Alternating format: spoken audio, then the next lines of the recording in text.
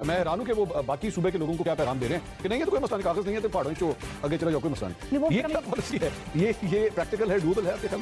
नहीं, मेरे ख्याल से गंडापुर साहब ने जितने क्लेम्स किए थे और आप तो अपने प्रोग्राम में भी तवातर से दिखाते आए हैं, जो उनकी डेडलाइन थी, अल्टीमेटम से वो आहिस्ता आहिस्ता करके सबसे विड्रॉ करते हुए दिखाई दे रहा है। और उसका लाइट नोट, सॉरी एकदम मेरे ज़हन में बात आ गई, पहाड़ों में सफर करने का ना उनको तजुर्बा भी है, इस्लामाबाद से पेशावर।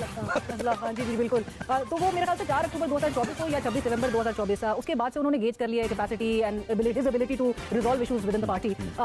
अभी कुछ अर्से पहले हम बात कर रहे थे कि इमरान खान साहब ने एस्टैब्लिशमेंट से मामला हल करना है तो उन्होंने खुद करने, गंडापुर साहब उधर से भी विड्रॉ गए, ऑल्दो वो क्लेम करते आए थे कि वो 99% जो है वो जितनी एफर्ट वो कर रहे हैं पार्टी में और कोई भी नहीं कर रहा। अब वो बज़ाहिर तो उनकी आज की ये स्टेटमेंट जो है, जो उनको एकदम से परहैप्स एक लेट रियलाइजेशन अवेयरनेस के अभी उनको पता चला है कि उनका पासपोर्ट ब्लॉक है और आज अगर इंकशाफ हो रहा है। आपको याद होगा कि जिरगा भेजने के हवाले से रियासत के साथ चलने की जो नियाज़ी साहब बात कर रहे हैं, जिरगा भेजना था अफगानिस्तान और गंडापुर साहब ने उस जिरगे के जो PORs थे वो वफाक से शेयर किए थे। उस वक्त तक भी किसी को नहीं बताया गया था कि गंडापुर साहब का पासपोर्ट 9 मई से ब्लॉक्ड है, क्योंकि गंडापुर साहब वहाँ पे भी स्टेटमेंट ये दे रहे थे कि जिरगा सिर्फ जिरगा नहीं जाएगा, जाना पड़ा तो मैं खुद जाऊंगा। तो उस वक्त भी वो पासपोर्ट के साथ जा रहे थे या पासपोर्ट के बगैर जा रहे थे, उन्होंने कौन को ये बताना जरूरी नहीं समझा। तो मेरे ख्याल से मंजूर एक मिनट के लिए, even if you imagine this thing, यानी रियासत समझती है कि सूबे का चीफ एग्जीक्यूटिव जो है ही इज अ डेंजर और इसको मुल्क नहीं छोड़ने देना चाहिए।